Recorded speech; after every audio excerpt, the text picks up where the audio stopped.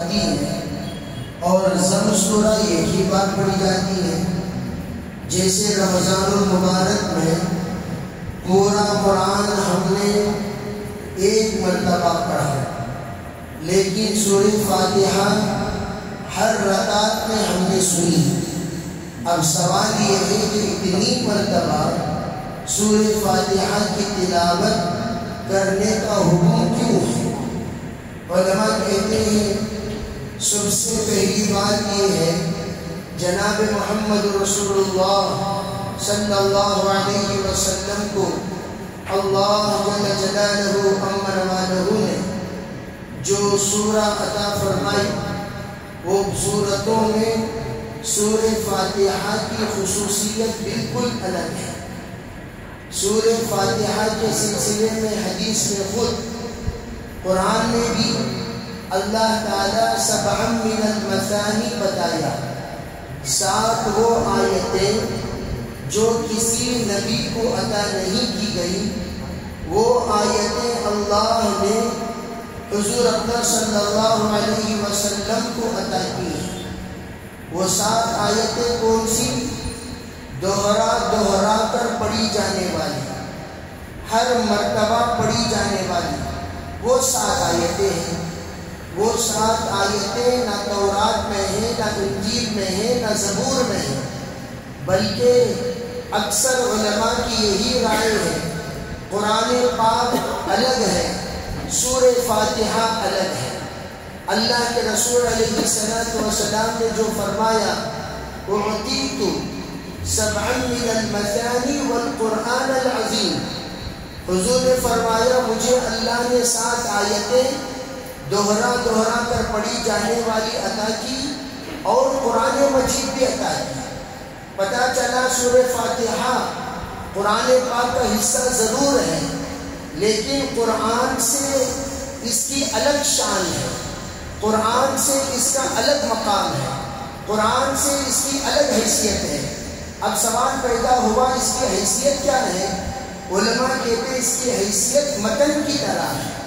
جس طریقے سے ایک بات ہوتی ہے اس بات کی وضاحت کی جاتی ہے، اسی طرح سورہ فاتحہ یہ 7 آیتیں ہیں جس کی وضاحت 30 پارے ہیں، 30 پارے، بلکہ آپ یوں کہیے 140 پر 3 سورتیں، جتنی سورتیں ہیں سورہ بقرہ سے لے کر سورہ ناس تک، یہ سورہ فاتحہ ہی کی وضاحت ہے، سورہ فاتحہ کی تشریح ہے۔ اب سورہ فاتحہ میں اللہ نے 7 آیتوں میں جو مضمون بیان کیا، وہی مضمون 7 منزلوں میں اللہ نے بیان کیا ہے۔ قرآن میں کیا ہے؟ سب سے پہلی بات اللہ کی تعریف ہے۔ اب آپ کو میں یہ بتا دوں، قرآن پاک کی ہر سورت کو آپ اگر سورہ فاتحہ کے ساتھ جوڑنا چاہتے ہیں تو آپ جوڑ سکتے ہیں۔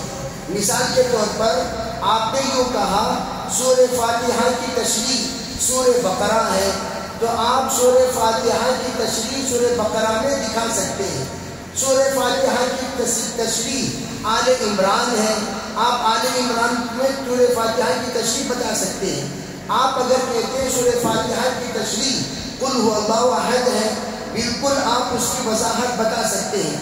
قرآن صرف ایک ایسی کتاب ہے جس کو ہر ایک آیت کا آخری آیت سے ربط ہے۔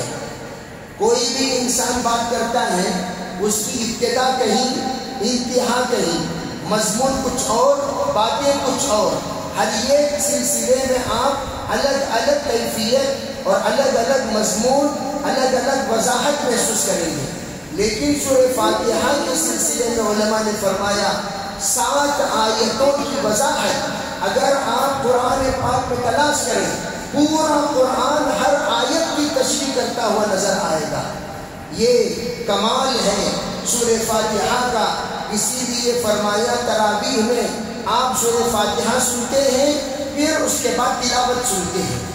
اگر آپ کو عربی سے واقفیت ہو، قرآن پاک کا ترجمہ آپ جانتے ہو، قرآن کیا کہتا ہے اس سے واقف ہو، قرآن کے مضامین سے آپ اگر جانکاری رکھتے ہو، آپ کو اتنا مزہ ملے گا سورہ فاتحہ کے بعد جو آیت پڑھی جاتی ہے، ایسا لگے گا سورہ فاتحہ میں جو بات کہی جا رہی ہے اس کی وضاحت اس کے بعد کی آیتوں میں ہے، سورہ فاتحہ میں جو مضمون بتائی گئی ہے اس کی وضاحت اس کے بعد کی آیتوں میں، سورہ فاتحہ میں جو دعا مانگی گئی ہے اس کی وضاحت اس کے بعد کی آیتوں میں۔ ہر رکعت میں آپ کو اسی لذت اور ایسا مزہ ملے گا کہ ہم نے سورہ فاتحہ پڑھی، اس کے بعد جو آیتیں پڑھی وہ آیتیں اس کی تشریح کی۔ لیکن ہم لوگوں کو اجمی کہا جاتا ہے۔ اجمی کے معنی کیا؟ اجمی کے معنی بے زبان۔ ہم لوگ بے زبان ہیں۔ کیا مطلب؟ مطلب یہ ہے جس طریقے سے قرآن جس زبان سے ہم سے خطاب کر رہا ہے وہ زبان تو ہم نہیں جانتے۔ جیسے اگر کوئی ایسا انسان ہمارے پاس آ گیا بیرونی ملک کا اور وہ آ کر اپنی زبان میں بات کر رہا ہے تو ہم کیا کہیں گے؟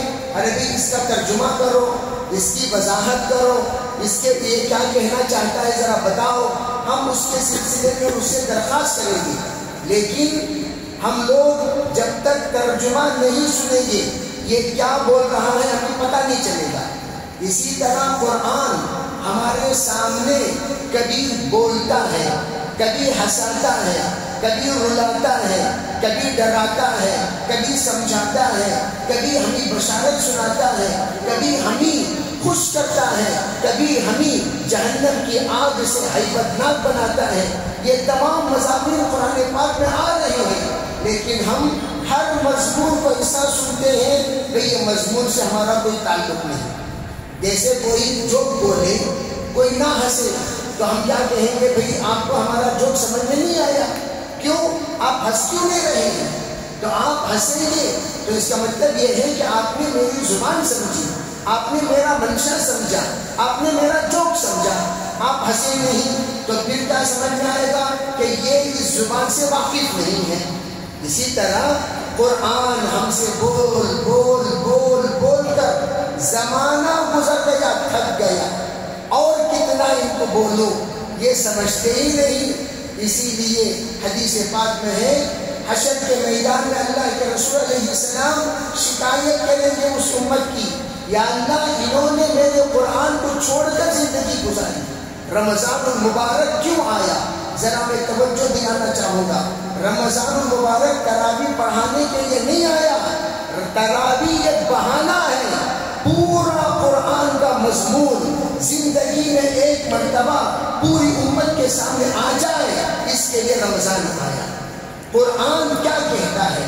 قرآن کیا بول رہا ہے؟ قرآن کیا سمجھا رہا ہے؟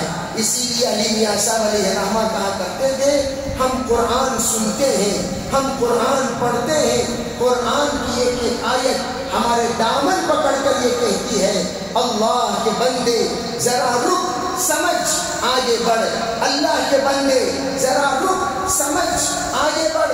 ارے میں تجھے سمجھا رہا ہوں، میں تجھے ڈرا رہا ہوں، میں تجھے رلا رہا ہوں، میں تجھے ہنسا رہا ہوں، میں تجھے قصے سنا رہا ہوں، میں تجھے نبیوں کے واقعات سنا کر تجھے تیرے عاقبت سے، تیرے انجام سے آگاہ کر رہا ہوں، لیکن ہم وہ کہہ رہا ہے، چیخ رہا ہے، چلا رہا ہے، اور ہم سن کر بھی انسنی ہو کر چل دیتے ہیں۔ رمضان اس لیے آیا تاکہ رمضان المبارک کے وہ مضامین جو قرآن پاک کے پڑھے گئے ہیں ان مضامین کو آپ تراویح کے بعد بیٹھ کر 15-20 منٹ سنو کہ آج کی تراویح میں کن آیتوں کے ذریعے سے پیغام دیا گیا، کیا خصوصی پیغام دیا گیا، کیا نصیحت ہمیں کی گئی، کیا باتیں ہمیں بتائی گئی، کن باتوں سے ڈرایا گیا، کن باتوں کو ہمیں سمجھایا گیا۔ اگر ہم بیٹھیں گے ہی نہیں، استمعوا، فرمایا علماء نے، دیکھو یہ بات عمل کرنے سے پہلے سننا ضروری ہے، جو سنے گا نہیں وہ عمل کرے گا کیسے؟ اس وقت امت کا ایک بڑا مجمع سننا ہی نہیں چاہتا، سننا ہی نہیں چاہتا، ان کو سننا گوارا ہی نہیں ہے۔ جیسے نوح علیہ السلام کی قوم، سننا ان کے لیے بہت بڑا دشوار بن گیا تھا۔ نوح علیہ السلام رات میں جا کر سناتے تھے، دن میں جا کر سناتے تھے، وَلَمْ يَزِدْ دُعَائِي إِلَّا فِرَارًا، بل وہ سننے کے بجائے بھاگ جاتے تھے۔ ارے بھئی اب اللہ تعالیٰ نے ایک نظام بنایا مسجد میں، آپ دیکھ سکتے ہیں رمضان میں کوئی جلدی سوتا نہیں، ہر گھر میں 12 سے پہلے بتی بجھتی نہیں، سب کے سب جاگے رہتے ہیں، کھانا کھاتے ہیں، گپ شپ کرتے ہیں، کارگزاری سناتے ہیں، اپنا دکھ درد سناتے ہیں، ہنسی مذاق ہوتا ہے۔ یہ تمام معاملات کے بعد اس کے بعد آرام کی ترتیب بنائی جاتی ہے، پھر سحری میں اٹھتے ہیں، کھانا کھاتے ہیں، پھر اس کے بعد ہم لوگ اپنی نماز سے فارغ ہوتے ہیں، پھر آرام کرتے ہیں۔ یہی نظام، جب اتنا نظام ہے تو ہم 20-25 منٹ یہ مزاج بنانا چاہیے سننے کا۔ سننے کا مزاج جس قوم میں نہیں ہے طے کر لو، اس قوم میں کبھی عمل کا مزاج پیدا نہیں ہو سکتا، اس قوم میں کبھی علم آ نہیں سکتا، اس قوم کی جہالت دور نہیں ہو سکتی، اس قوم کی تبدیلی کبھی آ ہی نہیں سکتی۔ سنیں گے ہی نہیں تو بدلیں گے کیسے؟ کتے کی دم کی طرح رہیں گے زندگی بھر، کتے کی دم جیسے زندگی بھر سدھرے گی نہیں، بینی ہی رہے گی۔ کیوں؟ اس لیے کہ سنے گی ہی نہیں تو چیزیں ہوں گی کیسے؟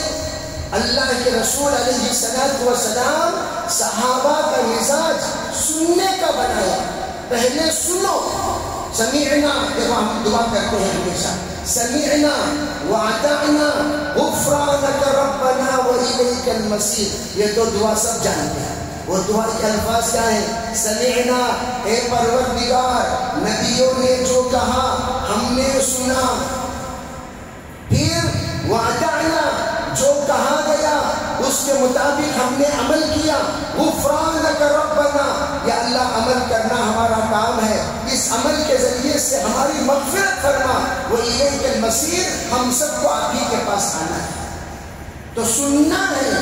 آج علماء سنانے والے ہیں، یاد رکھنا آج کل بیانات جوک کے بیانات ہو گئے، بیان جوکرز۔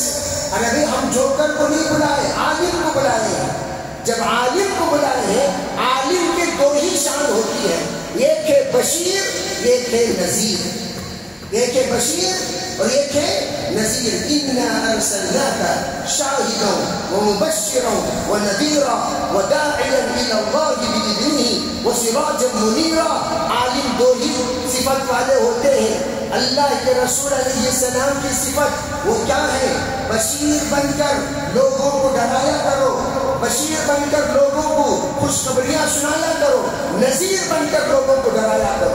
کیا مطلب؟ بعض لوگوں کو خوشخبریاں سن کر اندر شوق پیدا ہوتا ہے، بعض لوگوں کو عذابات سن کر اندر ڈر پیدا ہوتا ہے۔ یہ داعیاً الی اللہ، مقصد کیا ہے ڈرانے کا؟ مقصد کیا ہے فضائل سنانے کا؟ کہا اللہ سے جوڑنا ہے۔ داعیاً الی اللہ، اللہ سے جوڑنا ہے۔ یہ حکم کس نے دیا؟ بِإِذْنِهِ، اللہ ہی نے دیا۔ ایسا بیان کرو کہ جس میں ڈر بھی ہو، جس میں بشارتیں بھی ہو، جس میں ڈر خوف بھی ہو اور جس میں امیدیں بھی ہوں، خالی امیدیں نہیں۔ اسی لیے کہا عام لوگوں کو ڈرانے کی اجازت نہیں ہے، ڈرانے کی اجازت صرف علماء کو ہے۔ عوام یہ نذیر بن کر کبھی ڈرا نہیں سکتی۔ اسی لیے حضرت مولانا الیاس صاحب رحمۃ اللہ علیہ نے فضائل اعمال لکھ کر یہ سمجھا دیا، ڈرانے کی ذمہ داری تمہاری نہیں ہے، ڈرانے کا کام تو علماء کریں گے اور تم صرف فضائل بیان کرو گے۔ عوام صرف فضائل بیان کریں گے، ڈرائے گی نہیں۔ علماء ڈرا بھی سکتے ہیں، فضائل بیان کر بھی سکتے ہیں۔ الغرض میں آج کر رہا تھا، الحمدللہ رمضان المبارک کا مبارک مہینہ ہم لوگوں کو کتنا پیغام دیا، وہ اتنا پیغام ہمیں عطا کیا کہ ان پیغام کا سب سے لب لباب یہ ہے، قرآن سے جڑ جاؤ، قرآن سے اپنا رشتہ بناؤ، قرآن سے اپنا تعلق جوڑو، قرآن سے اپنا ربط رکھو۔ قرآن کیا کہتا ہے اس کے مطابق عمل کرو۔ قرآن کیا کہتا ہے؟ 6 باتیں کہتا ہے۔ قرآن کیا کہتا ہے؟ 6 باتیں کہتا ہے۔ احل الحلال، قرآن کہتا ہے اللہ نے جس کو حلال کیا اسے تم بھی حلال سمجھو۔ احل الحلال، اللہ نے جس کو حلال کیا اسے تم حلال سمجھو. سمجھیں گے انشاءاللہ؟ ارے یہی تو ہے ایمان ہمارا. اللہ نے جس کو حلال کیا اسے ہم حلال سمجھیں گے. نمبر 2 حرم الحرام. اللہ نے جس کو حرام کیا اسے تم حرام سمجھو. یہ 2 باتیں بتائی. نمبر 3 کیا؟ ما آتاکم الرسول فخذوہ. اے لوگوں سنو، نبی نے جو عطا کیا اس پر عمل کرنے والے بنو. یہ تیسرا حکم ہے. چوتھا حکم کیا ہے؟ وما نہاکم عنہ فانتہوا. نبی نے جس سے روکا اس سے تم سب کے سب رک جاؤ، یہ کہا. نمبر 5 کیا کہا؟ وَاعْبُدْ رَبَّكَ حَتَّى يَأْتِيَكَ الْيَقِينُ. سنو، عبادت اللہ کی اطاعت، یہ جو اعمال میں نے بتایا، حلال کو حلال سمجھنا، حرام کو حرام سمجھنا، نبی کے حکموں پر چلنا، نبی کے منع کردہ سے رکنا، یہ چاروں پر کب تک جمے رہنا؟ جب تک تمہاری موت نہ آ جائے. وَاعْبُدْ رَبَّكَ حَتَّى يَأْتِيَكَ الْيَقِينُ. اور پھر 5واں حکم یہ دیتا ہے وَأَمَّا بِنِعْمَةِ رَبِّكَ فَحَدِّثْ. اللہ نے جتنی نعمتیں تمہیں عطا کی ہیں ان نعمتوں کو ظاہر کیا کرو. ان نعمتوں میں ایک نعمت ایمان کی نعمت، ایمان کو ظاہر کرو. عبادت کی نعمت، صحت کی نعمت، اللہ صحت دیے ہیں، عبادت سے اپنی صحت کو ظاہر کرو. اللہ مال دیے ہیں، صدقے سے، زکوٰۃ سے، فطرے سے اپنی نعمت کا اظہار کرو. اللہ تعالیٰ آپ کو زندگی دیے ہیں، اخلاق سے لوگوں کے درمیان ملنسار ہو کر اچھے انسان بن کر جیو. اللہ نے آپ کو پریوار دیے ہیں، پریوار کا حقوق ادا کرتے ہوئے ان سب کے درمیان تم اچھے باپ بن کر، اچھے شوہر بن کر، اچھے بیٹا بن کر، اچھے بھائی بن کر، نیک اور پاک اپنے گھر کے ایک پریوار کا فرد بن کر رہو. یہ ہمیں تعلیم دی. اور یہ کہا اگر تم کمانے کے لیے جا رہے ہو، مارکیٹ میں اچھے تاجر بنو، وفادار تاجر بنو، صادق بنو، امین بنو. یہ تمہارے اوپر ذمہ داری ہے. اور اللہ جل جلالہ امن والہ اڑوس پڑوس اگر آپ کو دیے ہیں ان کے ساتھ نیک برتاؤ کیا. اتنا کرو گے تو کیا ہوگا؟ من اکل طیبا.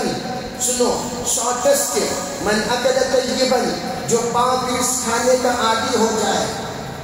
3 ہی نصیحتیں ہیں جو 5 رزق پورے قرآن کا خلاصہ بیان کر رہا ہوں میں. من اکل طیبا، جو 5 رزق کھانے کا عادی ہو جائے. وعمل علی سنتی، شریعت مطہرہ اور سنت نبویہ پر عمل کرنے والا بن جائے. وَأَمِنَ النَّاسَ بَوَائِقَهُ، لوگوں کو تکلیف نہ دے. لوگ اس کی شر سے، اس کی تکلیف سے، اس کی زبان سے، اس کے ہاتھوں سے، اس کے اقوال سے، اس کی حرکتوں سے محفوظ رہے. صرف 3 کام: پاک کھانا، شریعت پر سنت پر عمل کرنا، لوگوں کو تکلیف نہیں دینا، لوگ تمہارے حرکتوں سے محفوظ رہے.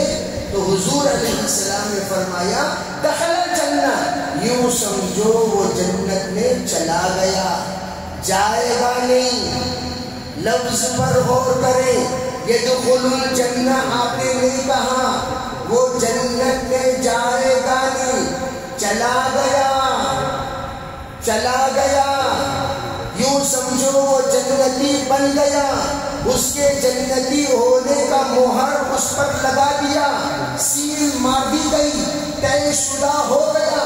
کوئی اس سے جنت سے ہٹا نہیں سکتا. صرف 3 کام کر لیں: اکل طیبا، وعمل علی سنتی، وامن الناس بوائقہ، دخل الجنہ. یہ ہے پورے قرآن پاک کا خلاصہ. کریں گے انشاءاللہ؟ ارے کریں گے انشاءاللہ. یہ شارٹسٹ نصیحت ہے اور اس نصیحت پر ہم عمل بھی کرنا ہے، دوسروں کو یہ پیغام بھی پہنچانا. اور یہ 3 ٹیسٹ ٹیوب ہماری زندگی میں ہلو ڈال کو دیکھنا. میں حلال کھا رہا ہوں کیا؟ ٹیسٹ ٹیوب ڈال کر دیکھو. ٹیسٹ ٹیوب ڈالتے ہی کچھ گرین، کچھ ریڈ، کچھ یلو نظر آئیں گے. نظر آتے ہی کوشش اس بات کی کریں کہ وہ یلو کو بھی نکالیں، کچھ ریڈ کو بھی نکالیں، ٹوٹل کو گرین کرنے کی کوشش کریں. ابھی بات سمجھ میں آ رہی نہیں آ رہی؟ ٹیسٹ ٹیوب کیوں ڈالتے ہی پتا چلے گا اتنے پرسنٹ تم گرین ہو، اتنے پرسنٹ تم آرنج ہو، اتنے پرسنٹ تم ریڈ ہو، جتنے پرسنٹ میں کیا کما رہا ہوں مجھے پتا ہے، آپ کو پتا، مجھے پتا ہے کتنا حلال ہے کتنا حرام ہے. اس لیے کہ انسان اپنے سے زیادہ اپنے آپ کو کوئی نہیں جانتا. خود سے من عالم کے من دانم، میں کیا ہوں وہ بہتر میں جانتا ہوں میرے بارے میں. مجھ سے زیادہ آپ میرے بارے میں نہیں جان سکتے. میرے بارے میں سب سے زیادہ کون جانتے ہیں؟ میں جانتا ہوں. آپ کے بارے میں سب سے زیادہ کون جانتے ہیں؟ آپ جانتے ہیں. آپ کو کیا پسند کیا نہیں پسند، کتنے اچھے کتنے برے، کتنا نیک کتنا بد، کتنے خیر کتنے شر، وہ سب کے سب آپ جانتے ہیں. ہم جانتے ہیں اپنے بارے میں. ہم سے پڑھ کر ہمارے بارے میں فیصلہ کرنے والا کوئی نہیں. اس لیے کہا کہ یہ ٹیسٹ ٹیوب رکھ کر دیکھو. پہلے اس میں رمضان المبارک ہی پہ یہ ٹیسٹ ٹیوب رکھ دینا، فوراً اس کا رزلٹ فوراً نکل جائے گا. تھوڑی دیر لا الہ الا اللہ پڑھ کر عام بن کر کے بیٹھو، پورے پاسٹ ہمارے سامنے آئے گا، پریزنٹ تک، پھر فیوچر ہمارا کیسا گزارنا وہ ہم طے کریں گے انشاءاللہ. پھر اس کے بعد یہ بھی دیکھیں کتنا ہم سنت پر عمل کر رہے ہیں، شریعت پر عمل کر رہے ہیں. بعض لوگ ہم تو ایک زمانے سے دیکھ رہے ہیں لوگوں کو، کوئی نئی بات نہیں ہے. بڑے بڑے ہم لوگ اپنی زندگی میں دیکھیں کہ بھئی سنت شریعت کہنے والے کتنا سنت پر عمل کرتے ہیں. شادی اور میت میں دیکھ لیا کرو، کہاں دیکھ لو، بہت بہت سنت بتاتے رہتے نا. شادی میں دیکھ لو حضرت والا کے اندر کتنی سنتیں معلوم ہو جاتا. بس میت میں دیکھ لو حضرت والا کے اندر کتنی سنتیں پتہ چل جاتا. آج کل ہم لوگ شادی کو 3 نقطے اگر ہٹا دے تو ہماری شادی سنت کے مطابق سادی سیدھی ہو جائے. نمبر 1 شادی اور شادی میں 3 ہی نقطے، سین اور سین. 1 ناک کا نقطہ ہٹا دو.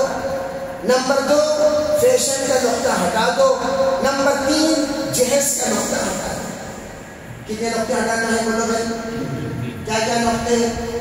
ناک کا نقطہ، میرا بھائی وہ شادی میں ہم نے کیا، اس سے بھاری شادی میں میرے گھر. ارے چمبو انسان، بے وقوف انسان، گدھے انسان، تم نے خواہشات کو پورا کرنے کے چکر میں اپنے زندگی کو جہنم بنا لیا مقروض ہو کر.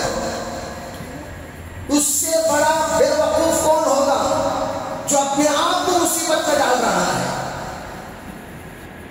شادی کو اتنا آسان حضور نے بنایا تھا، اس کو ہم نے اتنا ہی مشکل بنا لیا ناک کی وجہ سے.